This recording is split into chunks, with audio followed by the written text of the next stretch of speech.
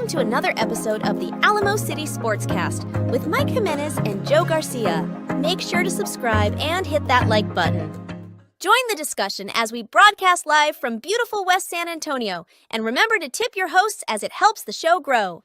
What's up, San Antonio? What's going on, South Texas? This is the Alamo City Sportscast coming at you from the Alamo City, San Antonio, Texas. Your home of the San Antonio Spurs and UTSA Roadrunners. I'm a Holmes Husky myself. My name's Mike Jimenez. That is Joe Garcia producing today's show. I was supposed to be doing this show from home. You were. And you called me like 30 minutes ago, and you're like, dude, I'm done with my work stuff. Head on over to the house. So I raced over here, got here just like 2 minutes ago. Yeah. We're getting ready to go. It's going to be a big show today. The return of James Pledger. He's going to be bringing that. He's going to cook you today. It's time to cook. He's Randy Johnson. He only throws the heat, man. He doesn't have any other pitch but a fastball. James Pledger will be on at 10:30 today. You're going to call so Pledger the big unit now? Is that his big unit? Okay, there you go. There you go. I am back from Vegas. My goodness, what a long weekend this was. We'll get into that sometime in this show. But it's a big show because we have a lot to get into. First and foremost, the Spurs made some moves over the weekend. And it brings up a question that we titled this show with, Joe, which is, in Brian Wright, do we trust? Because there was lots of skepticism about what he was doing as general manager leading into this offseason. They did very little last offseason after they got Wemby. And the question was he going to actually make some moves? Now, here's the thing about Brian Wright. He's not afraid to make moves. He's not. But he typically makes moves for picks.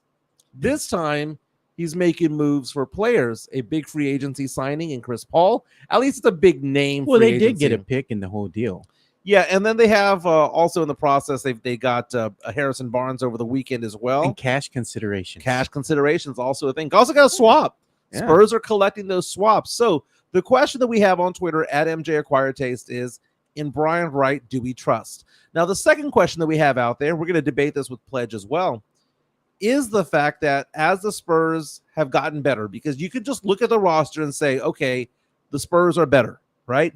You take out Champagny, you put in Harrison Barnes, boom, you're better, right? You have Chris Paul there who's going to train Trey Jones, train Stephon Castle, who, by the way, looked good in the first Summer League game. Don't tell that to Spurs fans. You can tell the Spurs are getting better, right? Yes. But the big question is, Joe, are they good enough to make the play-in? Yeah. Are they good enough to make the playoffs? So the questions that are, you can add 2 polls on my Twitter account at MJ Acquire Taste. In Brian Wright, do we trust? Yes or no? Second question is, as the Spurs roster stands today, July 8th, 2024, are we a play-in team, a playoff team, or are we just outside still missing the playoffs? I think the Spurs actually are going to be on the outside looking in, but they're going to be much improved. I think so much so that they might, double their win total from last year. Right. But I don't believe it's going to be enough to get them into the play-in game. But it's something for Spurs fans to get excited about because this is going to be a very competitive team. Right. It's going to they could flirt with the play-in depending on how healthy they can stay. But I'm just going to be realistic and just look at the way that they're constructed right now. And while they have gotten better with more veteran leadership on the court, which I think is not only going to help Wemby, but a lot of the younger players, because now you have Harrison Barnes, you have Chris Paul, who are more than likely going to be inserted into the starting 5, which means that you're going to have Zach Collins coming off the bench, which is a better role for him. I'm trying to think about it do these moves make the team a little bit better or a lot better? So I'm going to let that percolate a little bit. I think it's going to be a lot better. I'm going to let that percolate a little bit. We'll get into that a little bit more.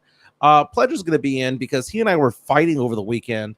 Again, you guys saw us go at each other the other day. Actually, he went after me. I wasn't expecting him to go after me. I thought it was going to have a friend come on to the show. But, dude, the guy badgers me on Twitter, in person, at bars, on Facebook, on Instant Messenger, on Instagram. He's all over the place coming after me. So over the weekend, we argued on Twitter, of all places. We argued on TikTok, of all places. And we argued about the WNBA Rookie of the Year. Is it Caitlin Clark or is it Angel Reese? I don't know, man. 2 things happened over the weekend that we need to get into, because Caitlin Clark can say, hey, we beat the number 1 overall team, right? The team with the number 1 record beat them in overtime, came back to win. Caitlin Clark became the first rookie in WNBA history to collect a triple-double. On the other side, Angel Reese had 2 massive games over the weekend, including one 28-point performance. She actually broke a WNBA record, not a rookie record, an all-time record for most double-doubles consecutively. She's now at like 12 or 13. 13 in a row. 13 in a row. That had never happened. Candace Parker, the legend Candace Parker, was the one who had that record.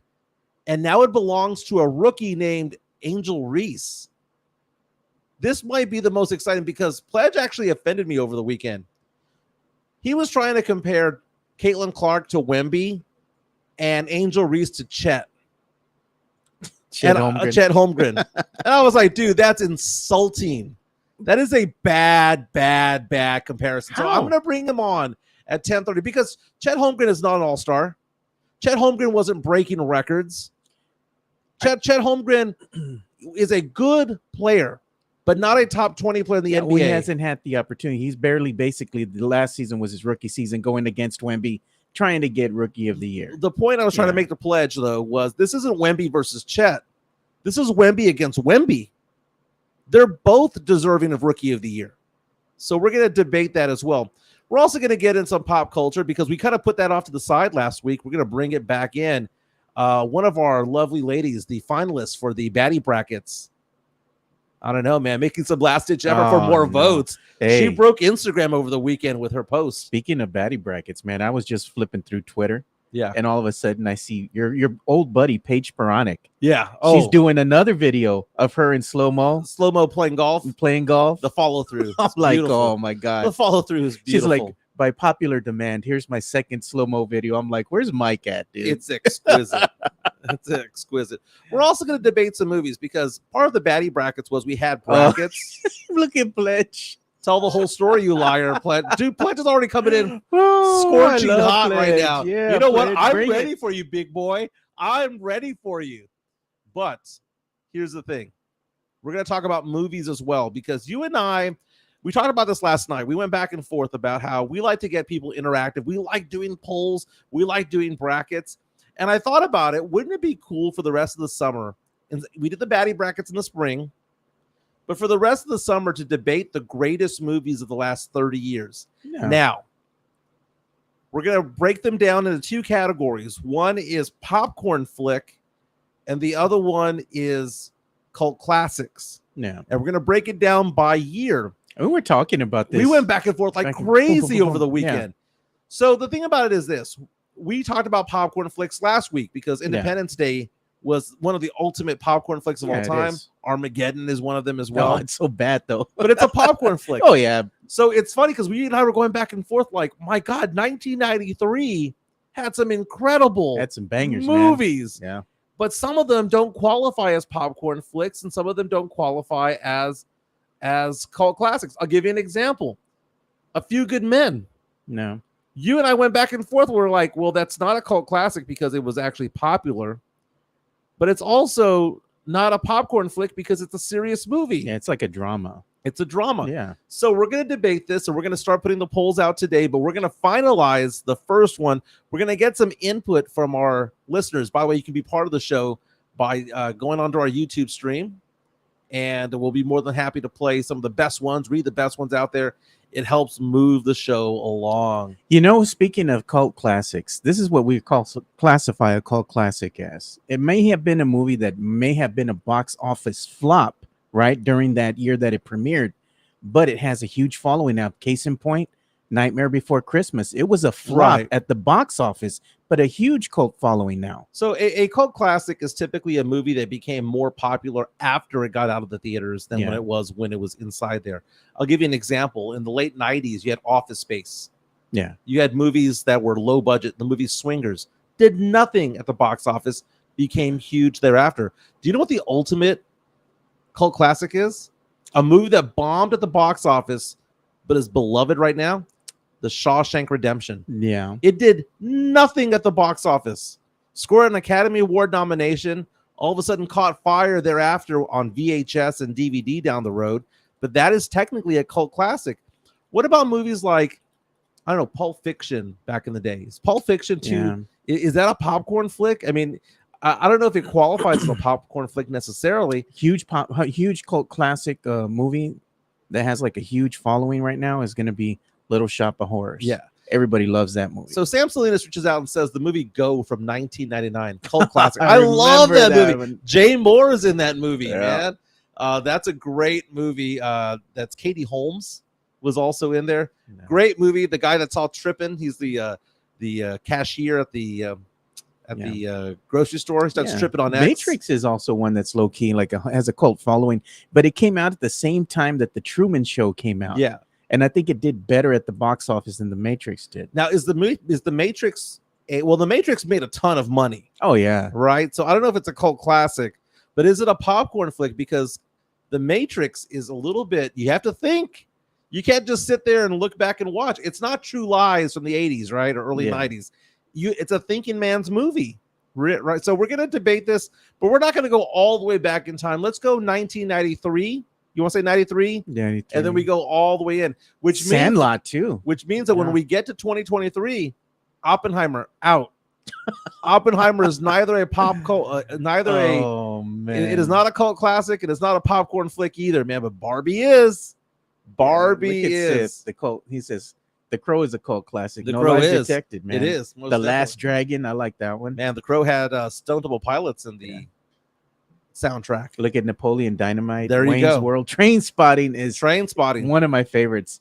And then the other one that I really like that came out in 93 that's like one of my all-time favorites, Menace to Society. Now, Sith Elias brings up Forrest Gump, which, by the way, will be what we debate when we talk about 1994.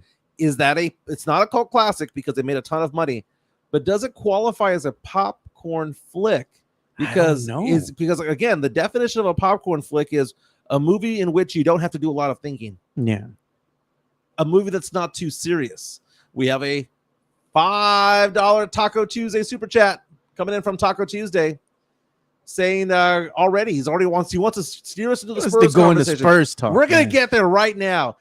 Super chat, thank you for the $5 super chat. Says Wemby's effective field goal percentage is the only thing that matters in 2024 and in life. Chris Paul will help unlock Wemby, and Barnes is at least his starting caliber. 37 wins. You know what's so good about Barnes is that you hear all the things that they're saying about him over in Sacramento. Yeah, I heard, watching the Summer League game, and they were saying, wow, the Spurs are getting such a great role player and such a great guy in Barnes, because not only is he great on the court, but his charity work that he does off the court, I mean, he fits right in here. They got a Spursy guy. Okay, so let's talk about the move. Okay, so this was the whole thing. I mentioned that on the Ringer, and Bill Simmons on Twitter was like, what are the Spurs up to? Because the first thing the Spurs did over the weekend was they traded Devontae Graham, who they very rarely used.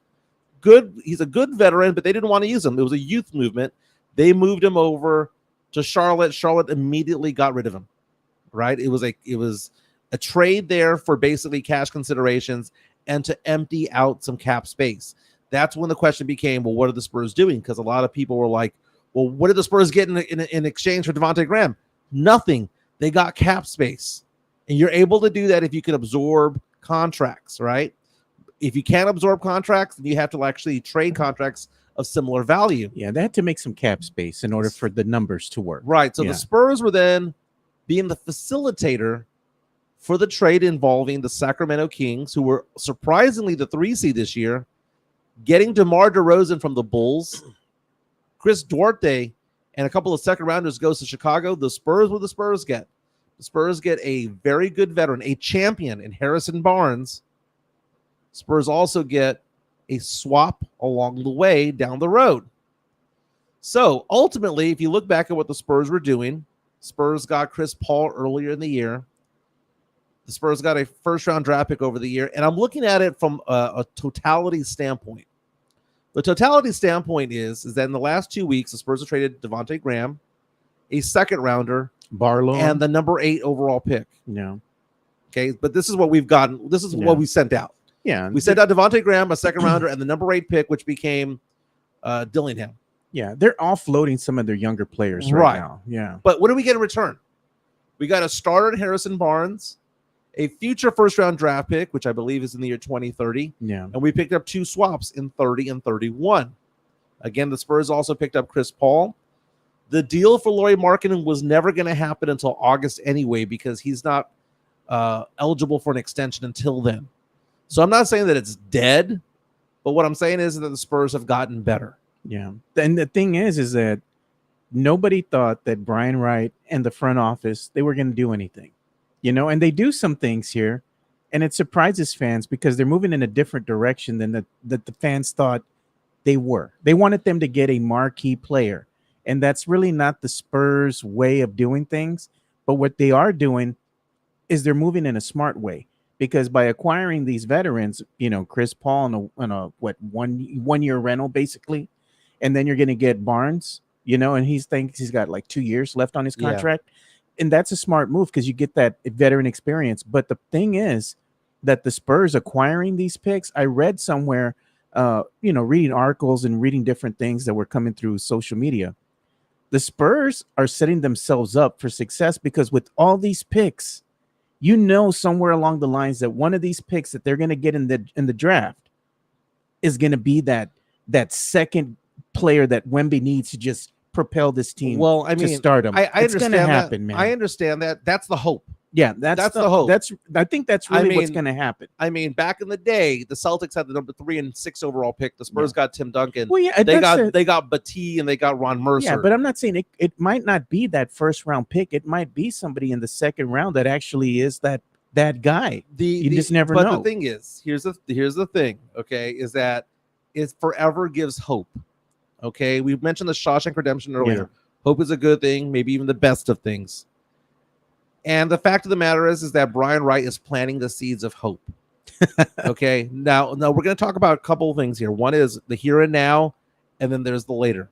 Okay, because we cannot say that the future and all the picks that we get in the swaps are going to be, we're going to get the number 2 or number 3 second coming of whoever. We're not going to get a Tony and a Manu. We don't know. The Spurs might actually get all these picks and just absolutely whiff. Well, the rumor is they're going after Ingram. They're one of the teams. That is possible. So who do the Spurs get in Harrison Barnes? Harrison Barnes is 32 years old. He is somebody that is best known for being a champion with the Golden State Warriors back in 2015. He is a very good small forward / power forward. Last season, shot 39% from 3. What have we said that the Spurs need? 3-point shooters. Who did we bring in? A 3-point shooter. He averaged 12.2 points last year, 47% from the field. It was like 55% effective field goal shooting. Got 3 rebounds. He's not a banger down low, man. He doesn't get a lot of boards. So if he's going to play the 3, I'm fine. If he's going to play the 4, I'm not fine. But you take out Champagnie out of the lineup, who was basically getting paid to do cardio. There were so many people who were on the Champagnie train. You were on I never was on the Champagnie train. Come on. About a year ago, he played well in March of 2023, right? But this past year, he absolutely sucked this past year. He was out there getting 26, 28 minutes out there, 32 minutes, getting 3 points and 2 rebounds. Champagnie was awful.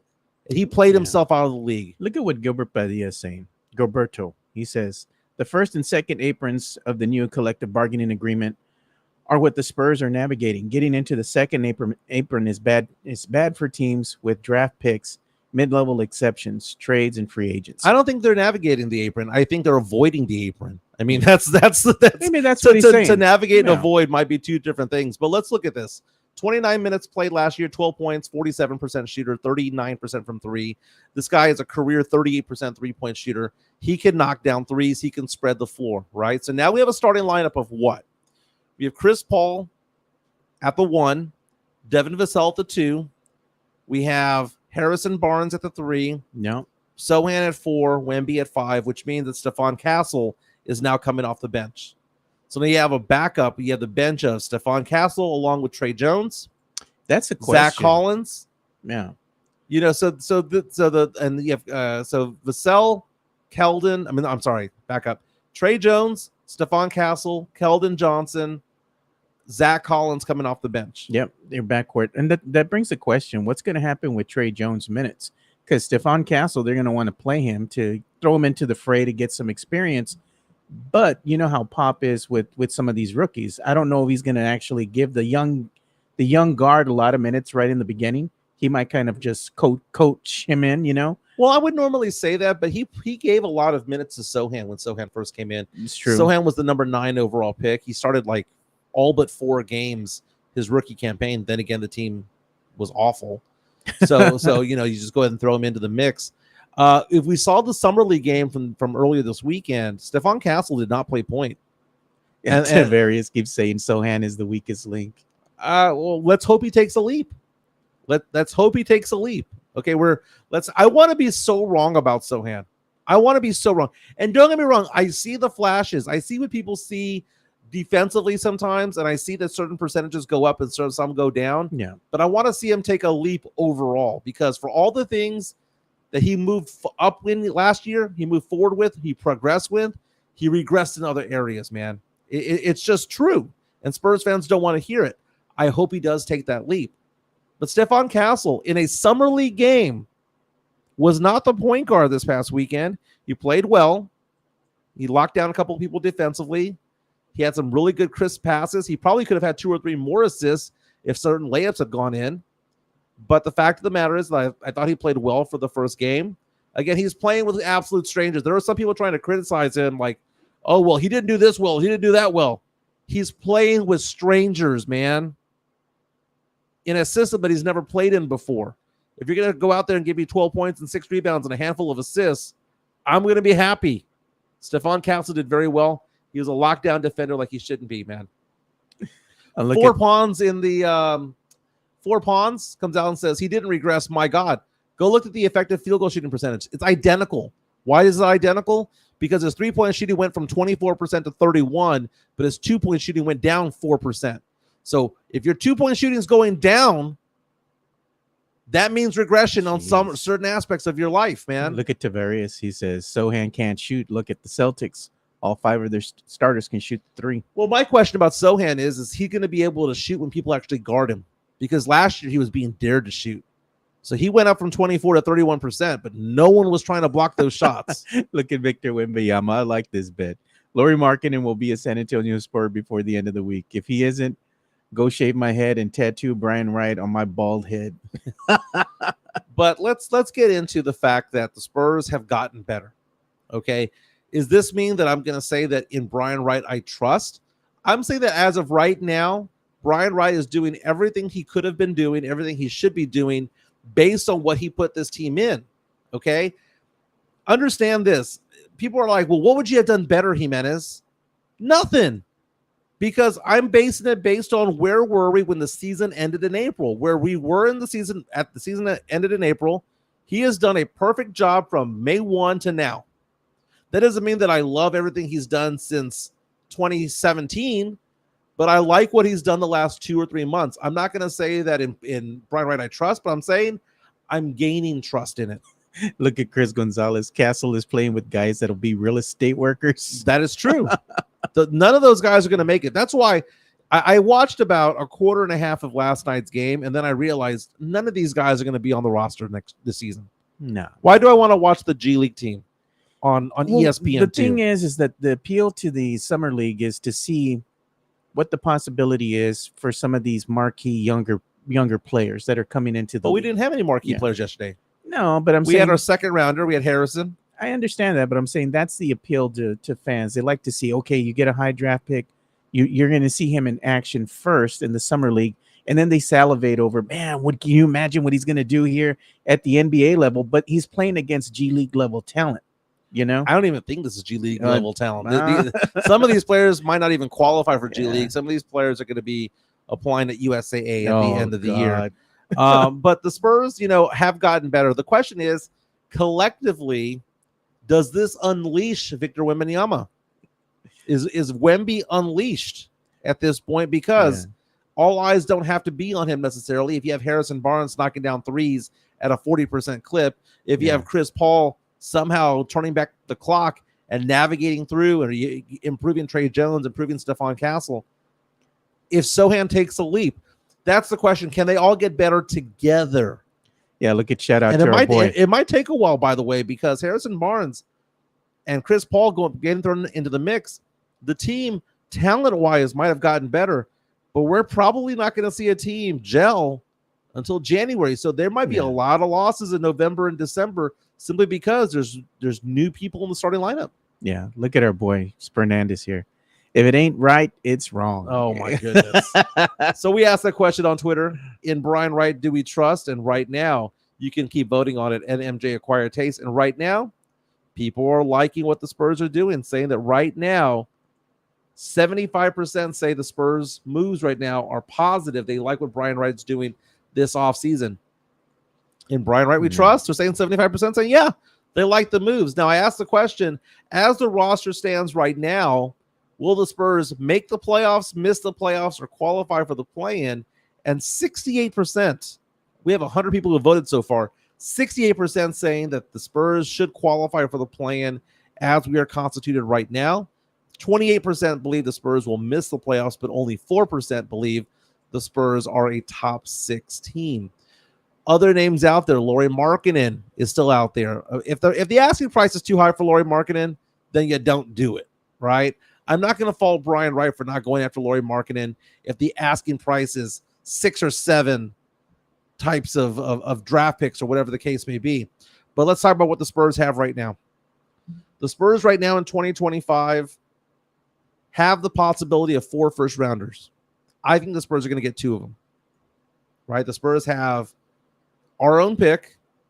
Atlanta's unprotected, and Atlanta is hemorrhaging right now. The Spurs have Chicago's top 10 protected, which may or may not happen because it looks like Chicago's starting to tank as well. The Spurs have a top 14 protected pick in the Charlotte Hornets pick. In 2026, the Spurs have a swap with the Hawks. 2027, the Spurs have 2 first-rounders, their own, and Atlanta's unprotected. In 2028, the Spurs have their own and a swap with the Celtics if need be. 2029, the Spurs have their own. In 2030, the Spurs have 2 swaps, Mavs or T-Wolves. They can get the better of the 3 picks. 2031, the Spurs have not only their own first-round draft pick, but they got the Timberwolves first-rounder, which was part of the Rob Dillingham trade on draft night. We do have Pledge on the line here. My guy, Pledge. I'm going to bring What's him going on. Pledger is from San Antonio Sportscast. He hosts Pledge says it's time to cook. Extra Innings from 6 to 7, Monday through Friday. Pledge is in the producing booth right now. Pledge. So the question was, in Brian Wright, we trust. Based on all the moves that were done over the past couple of weeks, Chris Paul, we have Harrison Barnes trade, whatnot. I've given it a positive mark. I think the Spurs have gotten better. I'm not sure if they're going to make the play-in, but I think that they've made some positive strides the past couple of weeks. What were your thoughts when Harrison Barnes' deal was made? It's a really solid addition, right? Yeah. I mean, it's solid. It's going to give this team the veteran leadership it needs. He's a wing defender. He shoots 39% from 3, so he helps to stretch the floor. It gives all of the things that we've kind of been clamoring for. Mm-hmm. But how much of a move the needle is it in terms of affecting winning? It's going to affect wins, but unless Wemby is, and it looks like he's taken the steps to be, right? Unless he can literally carry a team on his back through the West, and Devin Vassell takes that next step into superstardom to be with them, the West is really tough, man. Yeah. Like, we're looking at, with the Harrison Barnes, with Chris Paul, 35 wins, which is over 12 to 15 of an improvement. That's a big jump. But I agree. It took 48 wins to make it into the play-in tournament this year.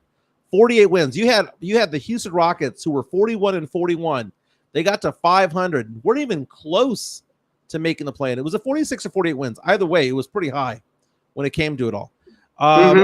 You know, I can't bitch about this move because I've been clamoring. I want to have veterans. And what did the Spurs get? The Spurs got veterans. You know, that's what the Spurs were able to do this year. They got what they needed done. They got a shooter to spread the floor. The question is it the sum of all the parts type of situation where bringing in a Chris Paul, bringing in a Harrison Barnes, does that make a Devin Vassell better? Does that make Sohan better? Maybe Sohan doesn't have to take so many threes. He can focus on what he's actually really good at, which is the dirty work, the defense. Focus on defense, focus on rebounding, focus on running the break. Does having Chris Paul there, being able to get the ball into Wemby where Wemby needs to get it, where he wants to get it, making his life easier, does the Spurs team grow and get better because of the sum of all the parts, not because of one individual thing? Look at this comment right here for Pledge. Pledge pulled up in his Terminator jacket. Get him, Pledge. But I agree with you. I mean, the multiple things can be true. The Spurs got a lot better because of this addition. And the West is still really good. So how much road did you make up? Because other teams got better around them as well. The Mavericks adding a Klay Thompson is the perfect fit. You add a guy that doesn't need the ball in his hands to pair with Kyrie and Luka. So Dallas got better as a 5 seed, right? You look at Oklahoma City adding Alex Caruso. They got better. Teams around the DeMar DeRozan to the Kings. A team that was in the play-in last year got better, and that was a 3 seed the year before, if I remember correctly. Yeah. That's a team that just got better. So, yes, you got better. Everybody around you is also getting better. And the Rockets still have a move up their sleeve, I feel. Like they didn't make that trade with Brooklyn to get those draft picks to sit on them. Exactly. That's not the whole point of what they did. Looking at the standings from last year, it took 49 wins to make the playoffs. It took 46 wins to get into the play-in tournament. Talking to James Pledger, host of Extra Innings on San Antonio Sportstar 94.1 FM, also on sasportstar.com. You can also follow and subscribe on YouTube as well. Pledge, I can't complain. That's the thing. I want to complain. I think I should complain, but I can't. Look at Edwin there. What's going on, Edwin? Edwin, producer over at San Antonio Sportstar. You know, you take a look at what the Spurs are doing with Harrison Barnes. He's a Spursy kind of guy. I went on all the Sacramento Kings boards over the weekend, and all I heard was, man, what a great guy the Spurs are getting. Yeah, man. You heard he was a great guy, a great teammate. And if you look at that from a build-up standpoint, this could still be considered a developmental season for the Spurs. But it's a developmental season for the Spurs by getting Chris Paul to show Trey Jones and Stephon Castle what they need to be doing, much like he showed SGA back in the day. It could be a developmental type of thing where you have Harrison Barnes come in, showing Sohan and showing Wemby a few things. So maybe part of it will win more games, but the developmental aspect is probably what we see coming out of this. I'm not expecting them to go out there and win 48, 50 games. But what I am expecting them to be is better professionals, because they had no veteran leadership last year, and now they've got some. Yeah, I mean, look at the way Wemby played down the stretch last year, right? Mm-hmm. He helped to carry this team to wins over really good teams. And what we're seeing out of Wemby in Paris right now in these Olympic qualifying games, that next step is here. They're ready to win, and I think they can win, and I think they can win with this roster. If all things break right, you know, this could be a team that threatens to make a play-in game. But there's also a lot of really good teams around this team. So winning is important. So bringing players in that know how to affect winning culturally also help this team. Can they be a team? Yes, they can be a team that threatens, contends. Could they also just be outgunned in the West? Yes, that is also true. Like, either of these things can be true at the same time, but a lot of this is just going to depend on how individually great Victor Wembanyama can be and is at this point, because he showed flashes at the end of last year and is already showing them in these Olympic qualifying games of just how uniquely special he can be. Over in the Eastern Conference, we keep talking about Atlanta's pick. They had a 3% chance of winning the number 1 overall pick last year because they were the 10 seed. Yeah. They made the play-in, right? the DeJounte Murray trade never worked. And a lot of that is because they added a name, not a player. They added a name in terms of DeJounte Murray, not realizing Trae Young needs the ball in his hands. DeJounte Murray needs the ball in his hands. So when they're both at the court at the same time, you are effectively taking one of them out of offense. You're taking them out. You're playing 5-on-4 because they're not off-ball players. Neither one of them are. They are creators. They are slashers. And in Trae's case, he's a floor spacer. Yeah, we got a $2. Trae Young took that Hawks team without DeJounte Murray into the Eastern Conference Finals because he can get, like Luka Doncic, he can just get hot and put a team on his back and carry them.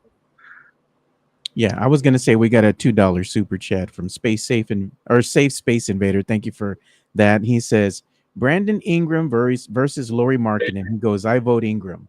So it looks like Spurs fans are wanting Brandon Ingram. Let me ask you this, Pledge, to kind of go on your last take right there. You had Atlanta, and he had Trae Young getting hot, going to the Eastern Conference Finals, and the belief was just add a little bit extra. And sometimes that extra piece works and it gels, like Kyrie Irving gelling with Luka Doncic. Sometimes it doesn't work. That took a year, though. Remember, when it first happened, everybody destroyed it because it didn't work. It didn't work the first month because there was only one ball and they couldn't figure out how to work together. They didn't get it together until the following season. But after a couple of seasons, you see that DeJounte Murray didn't work with Atlanta, and Atlanta's circling the drain. And I think that Brian Wright is doing the right thing by holding on to that Atlanta pick, because not only is it the 2025 pick, it's the 26 swap, and it's the 27 pick along with it. Brian Wright's becoming the king of swaps. Got swaps in 2030, got a swap in 2031, got a swap in 2028, got a swap in 2026. The king of swaps. It's like, okay, I won't get your. You got 3 swaps in 2031. You've got Dallas's swap. You've got there's Dallas and the T-Wolves. T-Wolves, no, but you also just acquired Sacramento. So you have 3 swaps in 2031. You can only use one. So the rule I was looking at it because I was going on different websites that kind of do an aggregated thing on the number of picks each team has. I went on 2 sites yesterday, and I keep hearing that the Spurs have 3 in 2031, but every single site I saw, so we need to double check this, said that the Spurs have 2 swaps in 2030 and 1 swap in 2031.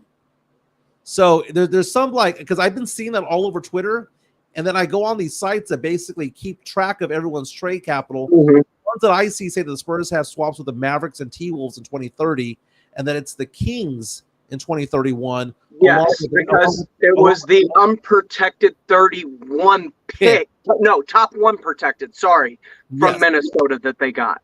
Right, so that means that the swap happened to 2030. So it was a 2030 swap, a 2031 pick. The Dallas one is also 2030. The Spurs also have a 2028 with the Celtics and a 2026 swap with the Hawks. I think that that's very interesting because you're still allowing somebody to have a first-round draft pick, but it's just saying, hey, just give us the right. Just give us the right, right? So I think the Spurs are on the right track when it comes to things. I'm going to give Brian Wright, I have to give him an A for the year because based on where they were May 1 to where they are right now, I'd give it somewhere around an A minus. Now, I know it'd be better if we went off and got a Markkanen. Don't get me wrong. I want that. But based on the incremental changes and what the Spurs have done right now, this is why I'm changing my tone here, right? This is a pivot. This is not a flip-flop. No. And look, I am all for, and I've said to you for a long time, if you get information that makes you change your mind, change it, because holding on to a stance because it's a stance you made is idiotic. So the pivot for me is I want to see what Chris Paul can do with the young guys. I want to see what Wemby can do when you have a stretch 3 on the floor like Harrison Barnes. I want to see if Vassell can take a leap, or is he capped out? Is Vassell who he is? I mean, Vassell's a good player. 19 per game kind of guy. Is who he is? Is this the max that we're going to get from him? Because we were hoping for a little bit of a leap last year. If Sohan can become more kind consistent with his shots and more reliable with it, if he can go from a 30% three-point shooter to a 34, 35, man, I'd be in heaven when it comes to that. Can the defense gel together? No. Can Chris Paul play 50 games? What is Stephon Kelsey going to learn? So now I'm going into this season going, okay, they didn't punt. They may not have gone all in. You're backtracking on the punt. Well, again, it's a pivot. It's a pivot because stuff happened. Had they not gotten Harrison Barnes, it would have been if you had the foresight to see over the curve of the earth, you wouldn't have figured it was a punt 30 seconds into free agency. But the dominoes need to fall. The Spurs are already halfway done with free agency. And the domino that like I said, time needs to happen for those dominoes to fall because all of these things have to happen in a certain order. The Chris Paul signing just got announced because they had to make all these other moves to make it work. Hell, we saw that the Mavericks addition of Klay Thompson took a 6-team trade to make actually happen. And that's the thing, is that you don't control your own destiny sometimes. You need to have friends on the other side. You need to have Charlotte take Devontae Graham's deal. You need to have DeMar DeRozan agree to go to Sacramento, because if he didn't agree, it wasn't going to happen, right? Mm-hmm. So there's a lot of that goes on because he actually flew into California to hear the pitch. So it's one of those things where... the greatest thing about DeMar DeRozan, which, by the way, this is just... I love where hip-hop's at right now. Eminem coming in, bringing all the freaking smoke right now. And then you got the Kendrick Lamar Drake thing. And on July 4th, 2 hours into the white party that Drake is at for Michael Rubin, in all white, Kendrick Lamar drops his Not Like Us music video, continuing to grill Drake on a grilling holiday known for colonizers, calling Drake a like the levels to which Kendrick Lamar is systematically destroying Drake is absolutely beautiful. But at the same time, it is just looking at DeMar DeRozan walk in to Sacramento Summer League game to Not Like Us play. It's just masterful level, next level pettiness that I love. That is James Pledge right there from San Antonio Sports Star. Last week, he's being nice to me right now, but last week, he cooked if he wanted to do Kendrick Lamar, he was coming at me with a wop, wop, wop, wop. And you were Drake. Mike was Drake. I was just here for a nice, pleasant conversation. We have a $5 shoot. Beat your ass and pass the Bible of God watching. How many stocks do I got? Oh, God. 1, 2, 3, 4, 5 plus 5. Drew Show coming out saying, I go and get my Whataburger breakfast on a bun. Come back, and it's Mike and Pledger in the morning, a double treat. Drew Show, love you. Thank you so much for the super chat. By the way, Pledge, before we get to the next topic, we're 971 subscribers strong as of this morning. That is big. Last week, Alamo City Sportscast had its biggest week ever in number of views, and it happened on a holiday week where we only had 4 shows. Yeah. Thank you to Fernandez for filling in on Friday. Did a fantastic job along with John Dyer. So, Pledge, 971. We're trying to think about a party for 1,000 subscribers. Like once we get to 1,000, let's do it. Should it be a karaoke night? Should it be a night at the Missions game?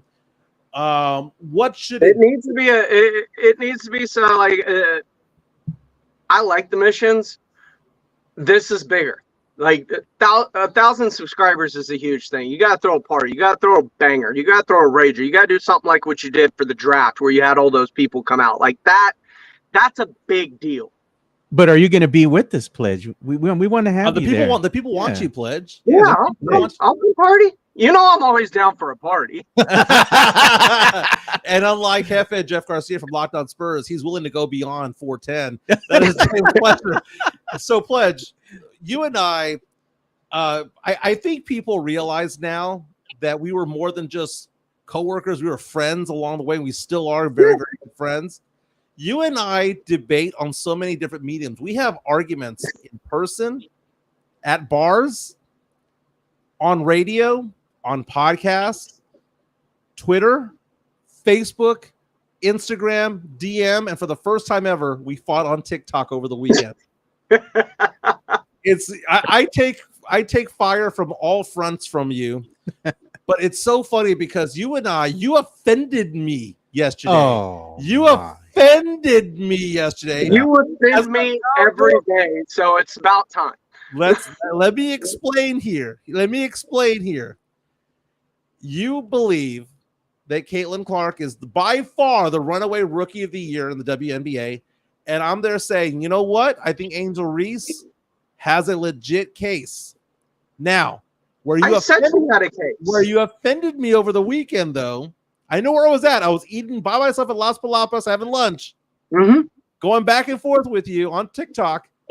You said that this is a Wemby versus Chet type of thing, and that Caitlin is Wemby, and that Angel Reese is Chet, and that offended me because in regards to the rookie of the year race, I believe that this is a Wemby versus context Wemby of this story in there instead of picking pieces and parts that you want to make this sound bigger than I meant it to be. Okay, I came back at you and said, what? No, this is Wemby versus Wemby.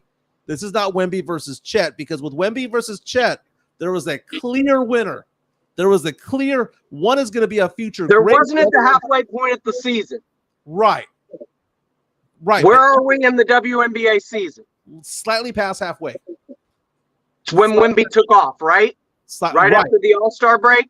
Okay, so you're telling me, okay, so right now, here's the thing. If you go to Vegas right now, the odds of Caitlin Clark winning is like minus 310, which basically believes that she has a 90% chance of winning, right? And they have Angel Reese at 10%. But so many people are coming on board going, wait a minute, the Angel Reese train is taking effect, because a couple of things have happened. Over the weekend, you had Caitlin Clark become the first WNBA rookie to ever get a triple-double, and she did it in a comeback victory over the team that had the #1 record in the WNBA. That right there, round of applause, was amazing. I was watching that game. Also, let's not leave all the facts out. Put the Fever into the playoffs. Right. Both teams are fighting for the last two spots, and as of right now, they're both in the playoffs. But what else did she do? Angel Reese had a 28-14 game, or 28-17 game. I'm sorry. She had a big game, and also broke a record, a WNBA record, not a rookie record, WNBA record that belonged to Ken for most double doubles in consecutive games at 13.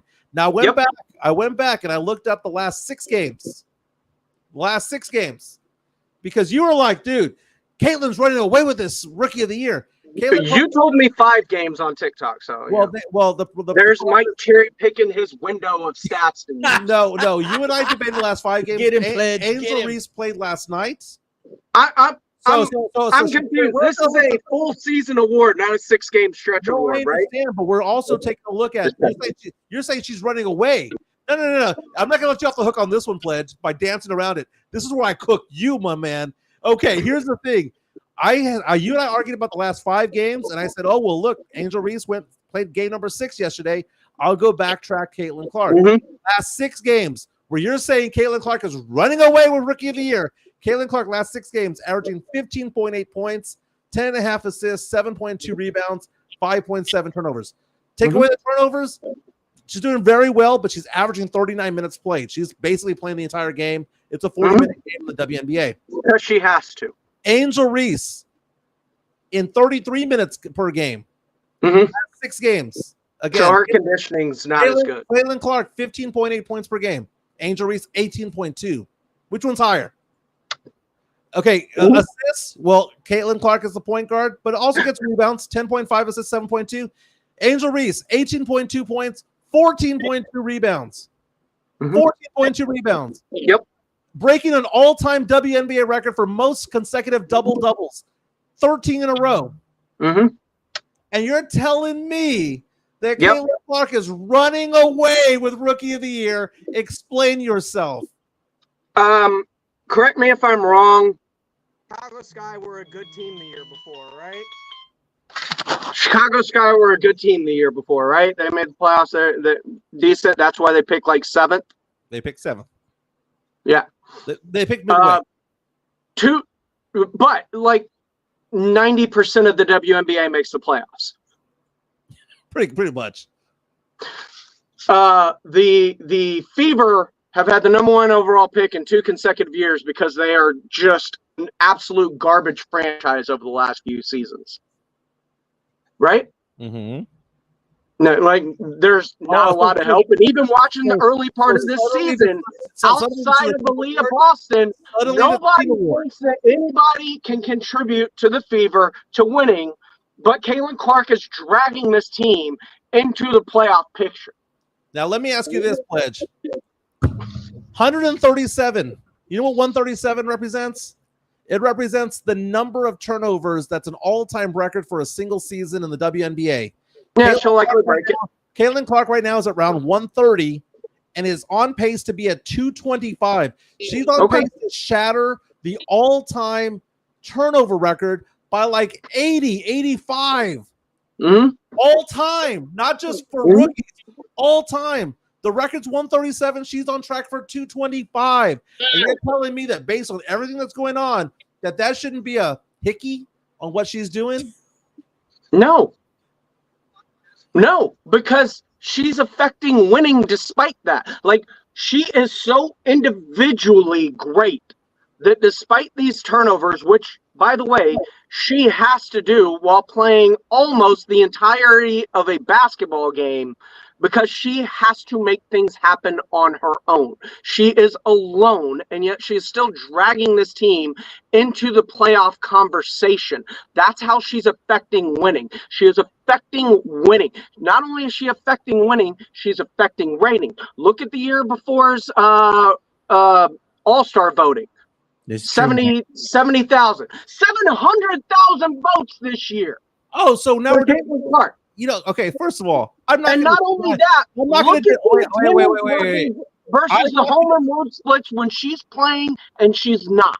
I am not going to deny the popularity, but if you're going to say that the popularity is going to give her the award, fuck that, dude. Sorry, man. No, sorry, but it's a piece of the puzzle. Like everything, there are multiple layers to everything. It's a lot like Eminem or Kendrick Lamar. There are multiple levels to a bar, and you're only seeing the surface level of it.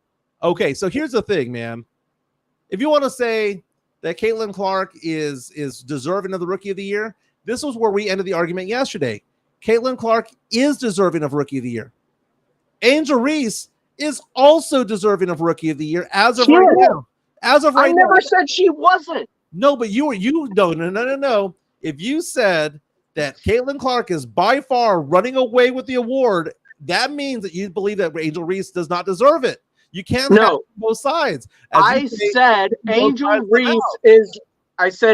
Reese, and this is where you're getting upset because I compared her to Chet Holmgren, but I only compared her to Chet Holmgren in terms of the Rookie of the Year race, where Caitlin Clark is Victor Wembanyama in a sense of the race was close halfway through.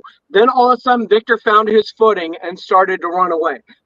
Caitlin Clark is going to eventually run away with this, which is why Vegas has her at such high odds. I'm saying when I compared her to Chet Holmgren was literally you put Angel Reese in any other class. Like you would have put Chet Holmgren in any other class, he would have been the Rookie of the Year that year with the way he was playing, with the way his team was winning, with everything that was happening. The difference is there is an all-time great coming in, playing at an all-time great level and getting better. And the difference between these two is Caitlin Clark is actually affecting winning for that team. Hey, we got a good question here coming in from Tony Ornelas. The question is, Mike, why is Mike a Caitlin Clark hater? Oh, I am not a Caitlin Clark hater. Actually, I stood up for her. No, he is an Angel Reese simp. There's a difference. Angel Reese's beauty that nothing else can matter. Hey, no lies detected on that one, man. I am an Angel Reese simp. You know, if you're going to say the popularity is the reason, I'm going to say, okay, well, Angel Reese is 10 times hotter, and therefore that's why I believe that she should be Rookie of the Year. It means just as much to me as what happens on the court. I'm kind of siding with you're absolutely right. She is 1,000 times hotter than Caitlin Clark. Caitlin Clark's a better player. But I'm going to side with Pledge on one of the reasons. Yeah. A lot of things that he's talking about are making a lot of sense here, Mike, because you look at Caitlin Clark, right? And you're seeing the cast of character that she has around her quality of let's say teammates around her. She's the one that's actually propelling that team, which they did start the season 1-7. Now they're over here possibly getting in or vying for a playoff spot here. And you're looking at Angel Reese.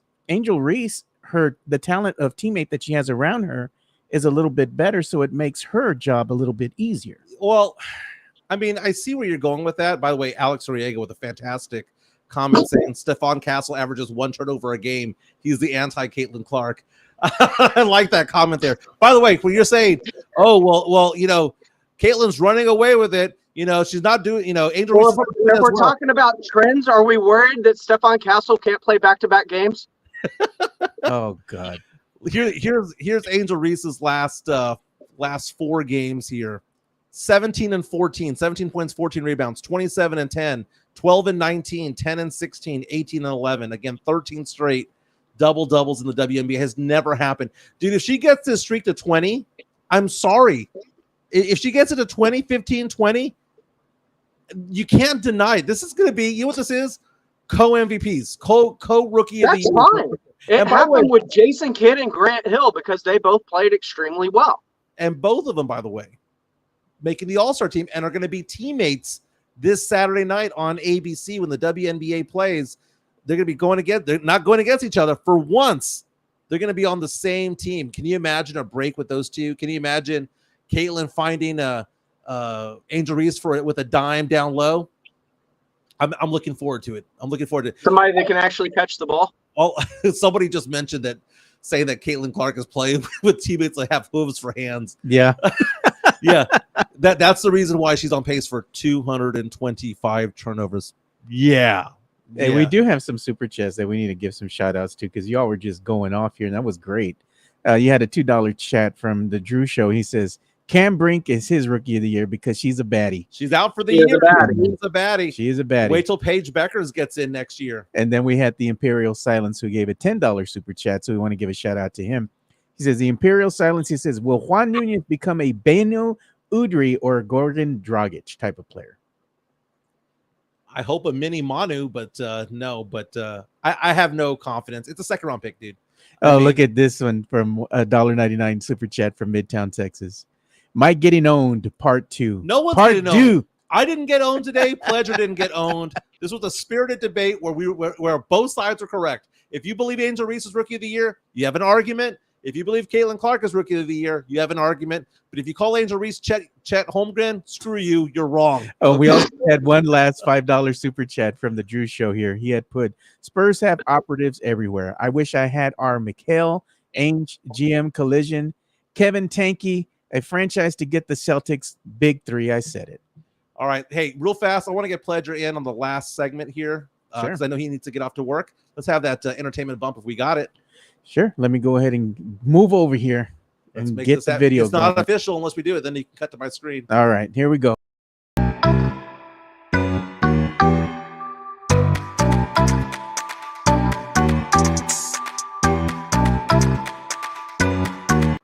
Oh, and here we go. It's Demon Mike time. I think we need to do it. There it is, Pledge. She broke Instagram. Sydney Sweeney, who was our runner-up when it came to the baddie brackets, just said, quote, I don't do mirror selfies often, but when I do, they are chaotic. Your thoughts on Sydney Sweeney's Instagram post there, Pledge? I mean, what do you want to say, Mike? Your words need to be really said. Just keep scrolling through those images. Sydney Sweeney is a freaking dime. Like, there's no losing when she's gonna post a chaotic mirror selfie. She walks up to the bar. She ain't paying for her drinks, Pledge. And she's a mechanic. Not if I'm there. Hey, and she can work on your car too, right? So that's a winner, man. Pledge, we've been talking about movies real fast before we let you go. We're going to be doing more brackets, and we're going to revisit the 30 years worth of movies, right? So we're going to be talking about popcorn flicks, and we're going to be talking about cult classics, right? So we need to have some rules when it comes to this because we're going to have things that you're awful at grading. Well, from 93 and beyond, I've seen almost all these movies, okay? Oh, it was everything before high school that I didn't watch, right? So, you didn't watch movies. You played outside. I was watching sports, dude. Some of us did both. I was watching Darryl Strawberry and Dwight Gooden, dude. I was watching Dale Murphy. Okay, so a popcorn flick is a movie. The definition of popcorn flick is a movie that you don't have to think. That there's no underlying massive message. You don't have to think. So when we get to 2023, sorry, Oppenheimer is not a popcorn flick. You have to think about a popcorn flick is a big budget blockbuster. It is something you don't have to think overly hard about, but it's also there for pure entertainment value. There's entertainment value. There you go. Now, a cult classic is a movie that did not do well at the box office. The ultimate cult classic, by the way, is Shawshank Redemption because it tanked at the box office, and it has a huge following ever since. You have other cult classics like Office Space and Swingers. That came Nightmare out in the Before 90s. Christmas. Nightmare Before One Christmas. of my favorites. So I'm looking at 1993's numbers, right? So when it looks at the 1993 numbers, I need to ask some advice because we're going to put this on a poll. okay. Which movies should we include on here? This is according to Box Mojo.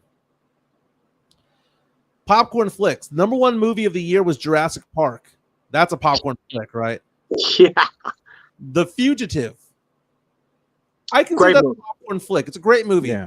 I consider that a popcorn flick. Dr. Richard Kimball, going up and down. Nice little twist at the end. San Antonio's Tommy Lee Jones.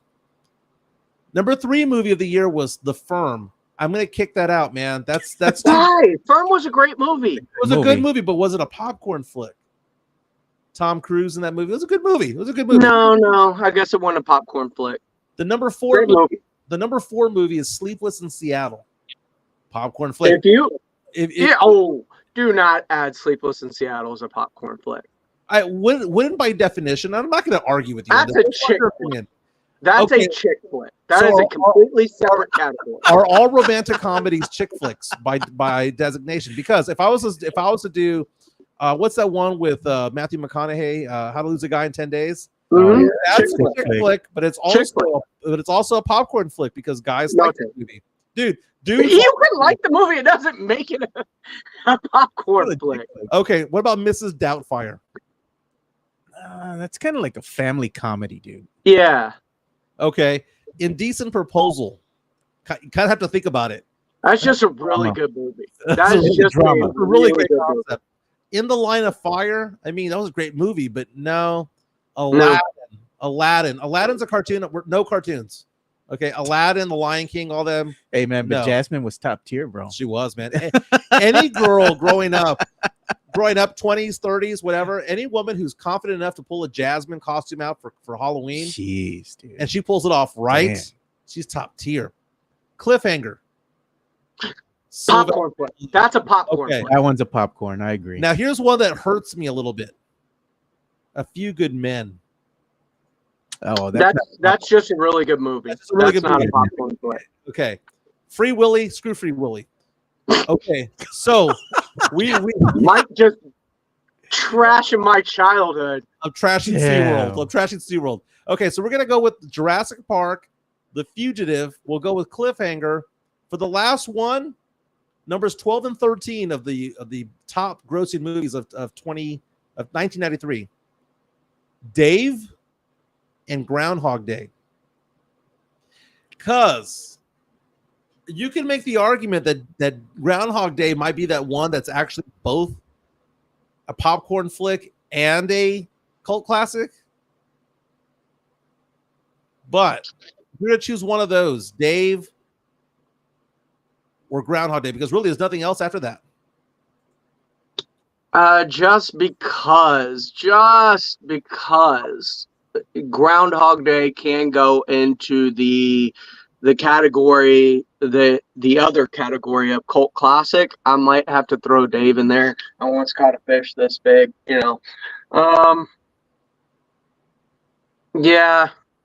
if you have to shoehorn something in there, but I don't think there's anything wrong with just cutting the list where it was and leaving that last spot empty, giving somebody a bye. Mario Cavazos reaches out and says Mike has watched about 521 chick flicks to about 20 action movies. Thank you so much for that. What's that, Joe? I was gonna say, you know what I was gonna say? One of the good movies, that's a popcorn flick that doesn't even make our list. Nowhere to Run with Jean-Claude Van Damme. That's a popcorn flick. It's an action movie. Now, here's the thing: can a popcorn flick only be attractive for only dudes? Right, like only if there's 90% of the audience is guys, is it a popcorn flick? Or does it have to be where at least it's 70-30?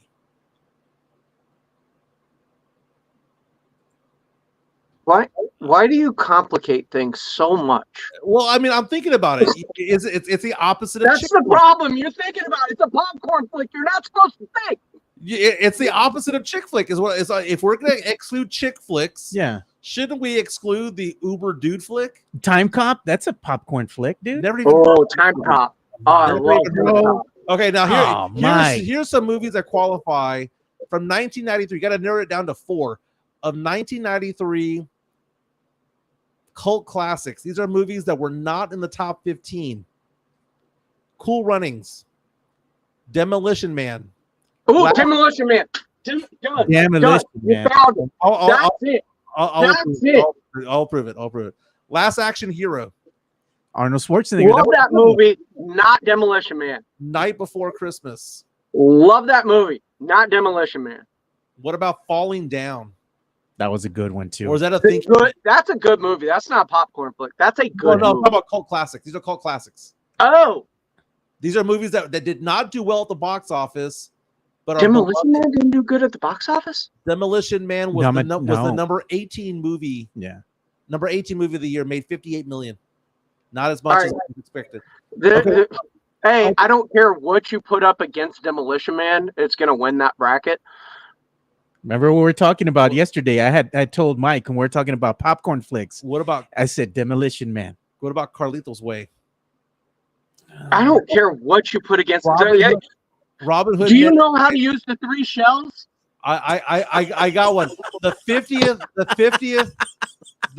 I've never seen Demolition Man. Come on, Mike. This does not surprise me in the slightest. Movie review this week. Demolition Man. It's got a baddie in it for you, Sandra Bullock. And once you watch it, tell us if you know how to use the 3 shells. Okay, I'll watch it this week. We'll review it. It'll be a review on Wednesday with Jeff Garcia. The 50th most popular movie of 1993, The Sandlot. Sandlot is a classic. Sandlot. That's a cult classic. How about Menace to Society? Man, that's one of my favorites. Great movie. The 58th most popular movie of 1993. Number 60 was Poetic Justice. That was a good one too. That was a really good one with Tupac, man. Benny and June. Rudy was a movie that was the 69th most popular movie of 1993. Yeah, it lives on later on. So we got to narrow. Control-Alt-Delete on Rudy. What's that again? Control-Alt-Delete on Rudy. I hate Rudy. Rudy's a shit movie, dude. That's the one thing we agree on. We agree on Rudy. Okay, by the way, Sliver is also the 44th. Hey. I like Sliver, dude. That was a good movie, man. One of the most infamous scenes in all of Hollywood. Okay, so let's go with Demolition Man. Let's go with Last Action Hero. Yep. Let's go with Falling Down. Falling Down in The Sandlot. Sure. Cool Runnings. Everybody's bringing up Cool Runnings. Man, this movie was something else, dude. Yeah, it was also so not true, but still. It was funny, dude. It's like the movie Rudy. I mean, it didn't really happen that way. John It was like the movie Friday Night Lights. Remember the Titans. All of it nonsense. All of it nonsense. But you know what's not nonsense? My boy James Pledger. I love you, Pledge. You're my boy. We send each other hearts. I'm fine with that. You'll do it in gift form, but not in real life form, unless we're in person. You know I love you, brother. Pledge, what do you got going on, man? Tell me about the show on Monday through Friday. Monday through Friday, Extra Innings with Pledger, of course, 6 to 7. We're going to break down everything going on with free agency, with the Cowboys. Dak Prescott being in a walking boot in Cabo is going to make some big headlines as we get ready for training camp. Like, these are all huge stories that we need to talk about as we get ready for training camp, but also produce the Blitz from 2 to 6 with Jason and Joe. So, I've got the back half of the afternoon blocked off on San Antonio Sportscast. That is James Pledger. He is supportive of Brian Wright's move so far this season. He is supportive of Sidney Sweeney's Instagram posts. Of course. Yep. And he's a movie every time. He's a movie savant. He knows everything, baby. And look at how dapper he looks with his kielbasa smoked meat sausage. Oh, did you wear the smoked meats? He is. He's wearing it. And his Terminator jacket. I was told that you're supposed to wear black to a funeral. Oh yes. Like Costanza He's still out. cooking. Costanza out, dude. You should have hung up the phone at that point. Like George Costanza. That is James Pledger. Love you, my man. Talk to you soon. Later, Pledge. I'll fight with you. I'll fight with you offline. We'll see you, Pledge. That is awesome. He's a good guy, man. He's a good guy. We love us some Pledger here in the morning. We had a lot of viewers at one point, man. It's pretty good, man. But the party that we need to have for having 1,000 subscribers is big. Yeah, it is. I think it needs to be more centralized. I loved Pete's Place. If people want to do it at Pete's Place, I'm fine with that. But if we want to go someplace more centralized, I think it should be more centralized. That would be easier for everyone to get there. Now, what is centralized? Because to me, if you look at the map of the city, downtown is not centralized. No, I'm not saying it downtown. Centralized, according to the map, if you actually look at a map of the city, is University Hospital in the medical center. That is the center part of the city. They do have some places around that area that we could go to, but we'd have to kind of scope them out to see if they would work. Because one thing that we do need is we need it to be easily accessible from pretty much anywhere in town. Two, you need to have good parking, at least decent parking. What about like Little Woodrow's? That's what I'm saying. That's not bad. It's right there in the medical center. Easy to get to, easy parking. I don't want to step on in the building, but they go to Slackers a lot. I don't mind Slackers. What's wrong with Slackers? Slackers is good. They even have a location over here by North Star Mall. The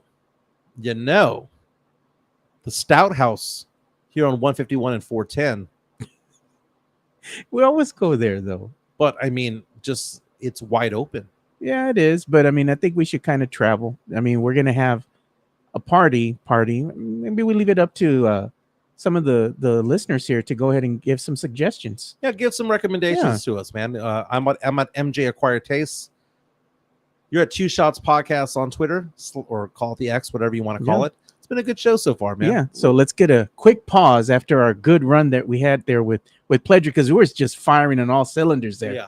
Let's go ahead and give some love here to the Jefe, Jeff Garcia of Locked On Spurs. Locked On Spurs is your daily Spurs podcast, hosted by Jeff Garcia, the lead Spurs writer for Ken's 5 San Antonio. Jeff has a healthy plethora of guests all the time on the Locked On Spurs podcast. You can also follow Jeff on threads at Jeff G Ken's 5 SA. You can also follow Jeff on Twitter at Jeff G Spurs Zone. So make sure you go ahead and give Jeff a follow not only on threads and Twitter, but also on YouTube at youtube.com/@Locked On Spurs. This is where you're going to be able to find the replay of the Locked On Spurs podcast. Make sure to like, subscribe, and share. Again, I subscribe on Spotify and YouTube, and you should as well. Joe and I are oftentimes guests on Locked On Spurs. Jeff is talking about the fact on Twitter right now that within the past half hour, the Spurs have released 4 players from their roster. Again, the moves being made. Dominic Barlow is gone. David Duke Jr. gone. C.D. Osman gone. And Mamu also gone. Fan favorite Mamu. And remember, we talked about this. We had talked about this, and that's one of the hard parts of the business here, is that a lot of these players are expendable, and the reason that the Spurs are making these moves more than likely is to clear up some cap space, because they have to be able to sign not only Barnes but also make room for Chris Paul and possibly making another move. Featured on the chat real fast. Chris Leha, from MCS General Contracting, brought up a point yesterday on Twitter that I thought was kind of funny. It was about Chris Paul. So when the Spurs made the announcement that Chris Paul was officially a Spur, they showed him in a Golden State Warriors uniform. Oh, yeah. And if you can show my screen real quick. Yeah, let me show you. Because here's the thing. His jersey number is the exact same as Keldon Johnson.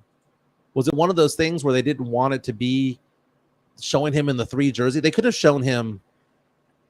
I think it was warm up. They could have showed him in a fake Spurs jersey. They didn't have to Photoshop him with the number 3. Well, the thing is, there is something that's called background remover. So why would they go ahead and put this cheesy, gray, ugly background on the graphic, and the graphic is blurred as well, right behind the L and the C? I'm just stickler like that because I can design graphics and whatnot. This was just something that was rushed. It's like the intern, or I don't know who was doing it. It's just not very good. I don't think it was rushed because they knew Chris Paul was on this team for over a week. I mean, it's just, I don't know. They could have just put him in a generic silver and black jersey, Photoshop, no number. Or show him not even in a jersey at all. Just show him Chris Paul. Yeah. Just show him in a suit, for crying out loud. Yeah. But part of this was bringing up the question. He wears the same jersey number as Keldon Johnson. Was this to not offend Keldon Johnson? Or was this something that maybe, just maybe, the Spurs might be shopping Keldon Johnson off at some point? Because maybe some moves are still being made. As we mentioned, Keith Smith is reporting this also from Spot Track. Also, Jeff Garcia from Locked On Spurs reporting that the Spurs have gotten rid of 4 players. Dominic Barlow, who a lot of Spurs fans were really high on. David Duke Jr., Mamu, and C.D. Osman are all gone. C.D. Osman had some moments there with the Spurs. But again, Jeff Garcia is going to have a write-up on this. He also has an article about how Chris Paul's signing is now official. Again, you go to kens5.com and check it out, or go on Twitter or Threads at Jeff G Spurs Zone to read all of Jeff Garcia's comments. And look, we do have some recommendations here from some of our fans here. They're saying go to Ingram Park Mall to do it. Chris Leha Sugars. And then, of course, Bernandez is saying Southtown, which is also cool. He goes, Southtown's so far. Look at Mario. It's not. You know what? If you're going to complain that Pete's Place is not centralized, Southtown ain't centralized at all either. I get that, but I'm saying they're just making recommendations. Look at Mario Cavassa says, I'm down with the little Woodrows over in the medical center, which is pretty cool. Yeah. McIntyre's North Star or Southtown. They do have the one by San Pedro. McIntyre's North Star.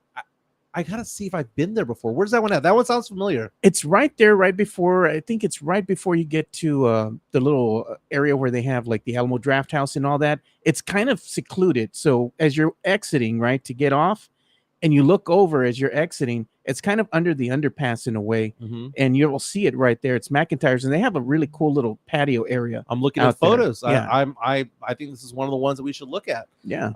What about? What's that bar they have outside of the Frostbank Center? Rock and Brews. Rock and Brews. They have the new Rock and Brews on I-10 right now. It's far, dude. It's like way out here by 1604 and IH10. Yeah. Yeah. No, I like the North Star area, dude. North Star area. That's a good move. I think North Star or Medical Center is the play. I think that McIntyre's is really sitting nice with me right now. I like that one because it's centralized, easy to get to. Parking's available, and all that. So gives me a reason to go by there and shake hands and see what we can do. Let's make this happen. Yeah, I know our friends Fernandez and also Big Boppy Brandon Medina. They like going there. I like the photos. I'm surprised I don't know it. Yeah. So someone's asking the question, what about Julian Champagny? Maybe the Spurs bring him back. We don't know. They're saying Sam Salinas, the graphic that the Spurs put out with Chris Paul. The graphic looks like some kid's school project. Fire Spurs PR department. So how was your morning, man? I know you were out there getting your stuff done for your new job. Oh man, it's crazy, dude. I got to tell you, dude. I had to go get my fingerprints done. Full disclosure, we always make you all part of what we're doing here in our personal lives. So I had to make this appointment, go at a building, that undisclosed building that I can't say, but it's part of Homeland Security, right? So I go in there and get my fingerprints done and everything. And it's so weird, dude. You go in there and you go up to a certain floor and everything, and you get off the elevator, and immediately you get off, and there's nothing there on that floor except for a window in one corner and then the door. And the door has a big old symbol of Homeland Security on it. And in order to get in there, you have to push the intercom button, and they have a camera and everything, and somebody comes out and they're like, "Why are you here?" And you got to say, "Oh, this is my name. This is why I'm here. Go have a seat." I'm like, we'll be with you. And I got there early for my appointment, right? And then they finally get you in there, and everything's so sterile, dude. When it's like a federal building, yeah, walls are all muted gray. You were texting me how you were freaking out inside of there. Yeah, dude. You were like, it was like the Men in Black for real. That's what it feels like. Everything's like locked. Everything is locked. And there's not one speck of dust anywhere. Yeah, man. It's like it's all sterile, and everything's grayed out. Everything's gray in color. And you just go there and they just tell you, sit down here, take a picture, do this, do that. All right, you're done. I'm like, well, what else do I got to do? They're like, nothing. Everything's already in the system. So now I got to go and talk to the recruiter that I'm dealing with and let him know all the information, that they have in the database now. So I am part I'm a federale now, so they got my prints now in the FBI database. Well, I'm glad that you are done with all that. I know we were expecting to do the show from my house. Yeah. And then you called me at 9:30 and you're like, dude, race on down over here. Let's do the show in the studio. So I made my way down here. So badass, man. Congratulations on your new gig. Yeah. Tavares, have you took the oath yet? I'm sure something else is going to be coming up, dude. Dude, I was in Vegas this past weekend. I got to tell you, Circa is the best casino in town. Circa is amazing. It's on Fremont. The best sports book, the best pool. My goodness, man. I was thoroughly impressed. My daughter turned 21. We had a badass time out there. And Joe, I got to show a photo from when I was out there. Oh, yeah, yeah. Let me get to it real quick. Sure. I found this to be funny because I forgot that I had this photo. And I don't know if people saw it on Twitter, but it was a photo of me with my daughter when she was 10 years old. Now, mind you, I was a single dad for a good while, and I had custody of my daughter. And so what do we do on a Friday night, Saturday night, right? Yeah. I'd give her a juice box, and I teach her how to play blackjack. I teach her how to play Hold'em. I teach her how to play Pai Gow. Look at how she's And looking at later those on- cards. Like she's in it, dude. Yeah. She loved it. And then I started getting her drinks. Now, don't get me wrong. She's 21 years old, but it wasn't the first time she drank. She went to LSU for crying out loud. They drink, right? And but she had never had a screwdriver. Oh. And so one early morning, we're out there at the tables playing, and I order a screwdriver, and she goes, "Well, what's that?" Okay. And I said, "Well, let me just get you one." And it comes back, it's orange juice and vodka. Yeah. And she goes, "A breakfast drink." And then I said, "There's another one. Let's get a tequila sunrise." There you And she go. goes, "I never realized I enjoyed orange juice based drinks, but here I am." So that was pretty cool. Got to hang out with my girl. Dude, look at the sports book. Damn, no, that's a sports book. It is a 3-story tall sports book because you have people down low, you have a mid-level, and then you have a balcony level to watch all the games. Circa has the biggest sports book in the country. And then look at the pool. You can go watch all these games and you can place bets right here. That's what's up, man. I bet you Fernandez has been there before. Yeah. Oh my God. The servers there, the women who are out there in bikinis serving, all of them 10s. Oh, look at Matt Gomez. He says there's a new sports bar called Perfect Tender. New sports bar off by Babcock. You know what? DM me that, by the way, if you can, because I want to go visit a couple of these places because I want to see if we can call one home. As much as I enjoyed Pete's place, I loved it over there. It's a little bit far out for a lot of people. Yeah. Look at the pool, dude. Amazing. Nice, dude. But not in that 120-degree weather that they had over the weekend. Yeah. And do you like it whenever you're playing blackjack and they start dancing? Oh, yeah, dude. It makes everything more lively, man. Mm-hmm. Get some eye candy, something to look at, you know? And this is my daughter's celebrating the fact that she her winnings. She hit a nice slot for about $400, $300 bucks. Go. I like this photo right here, Bank of Dad t-shirt. Because who's funding the trimp? Yes, exactly. Bank of Dad. Where money grows on trees. I should have gotten that shirt, man. You know what's funny? We always make fun of our daughters, right? Because when we go somewhere, right, and they're with us, what do? When we're gonna check out, they give us the look. They right? give the look, the side eye. Here's my other daughter, Angel Reese, with the 27-point performance the other day. Oh, it's not doing it. There it is. Oh, Yeah. I don't know why. Oh, maybe it's. Oh, this media could not be played. I don't know why. Maybe they deleted it. Angel Reese, dude. That's a great topic, man. And again, if you see my welcome mat at my house, it's Spurs, Roadrunners, LSU, and Saints. That's what we do, baby. Let's update our poll, by the way. The poll was, as the roster stands right now, I believe the Spurs will. 70% say qualify for the play-in. 27% say miss the playoffs. 3% saying make the playoffs, top 6. Yeah. You know, one of the things that we have to do too, Mike, before we start bringing things to an end here is we got to give some love to our boy, Chris Leha of MCS General Contracting. Let's do it. MCS General Contracting, more than 30 years of combined experience in concrete placement. They are the best in the business, honest pricing, high quality work. They get going on house foundations, driveways, concrete patio decks. If you want to extend the deck, extend the driveway. If you're a business and you need to put together a slab, a parking lot, or other concrete placement services or sidewalks, reach out to MCS General Contracting at 210-774-9155. They're confident in their skills, so give Chris Leha over at MCS General Contracting a call at 210-774-9155. And thank you for being a sponsor of this show. Hard Concrete. I'm a client myself. They did a sidewalk on the side of my house. They did a landing, some steps leading into my covered patio. Fantastic job. I'm a happy man. Yeah. And if you want it done right the first time, make sure you go ahead and give MCS General Contracting a call. That way they can take care of all your concrete needs. And as they say, they didn't do it cheap. They do it right. Yep. That's the thing. Real fast, entertainment news. You want me to do the bump? Nah, just All right. Barbie showing her bump, man. Oh, yeah, I heard. Margot Robbie announced that she's pregnant, and she's proud of it. Look at her showing off her bump. It's her husband is Tom Ackerley, lucky dog. And Britney Spears declares that she's single as F, putting her ex Paul Solis on blast, according to TMZ. Nah, dude, that ain't it, man. That ain't it. Very nice. Hey, don't forget to like and subscribe. Again, we're 971 subscribers strong. Once we get to 1,000, things start to pick up. We become recommended by the platform of YouTube. Fantastic. Let's see if we picked up any on the way in today. Yeah. I also wanted to give some love real quick here to our boy Christopher Leja of MCS General Contracting, because one thing that they did over the weekend that we didn't show. Let me go ahead and get that here. Here we are. Is that they have some hats. Thanks for reminding me there, Mario Cavazos. So they're selling their hats, and they're interested in purchasing their hats. Just DM MCS General Contracting on the X at MCS_GC.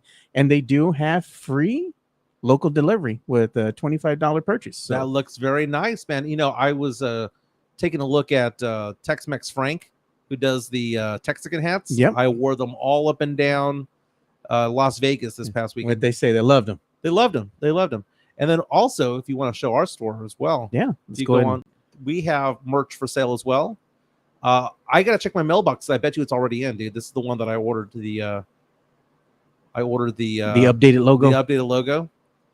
Hey, that's the one that Mario Cavazos had on. It looked really good. He looked good, dude. Looked good. All the way up to 4XL, baby. Small to 4XL. For gigante size. Very nice. Again, it's $20 for a small, $22 for a 2XL, and $26 for 3XL or more. Or bigger. Yeah. Should I say. Very, very nice. Joe, welcome to the feds, my man. Yeah. Safe Space Invader says he's single too, coming for Britney. Shoot your shot, King. I mean, you could still say hooked up with Britney Spears.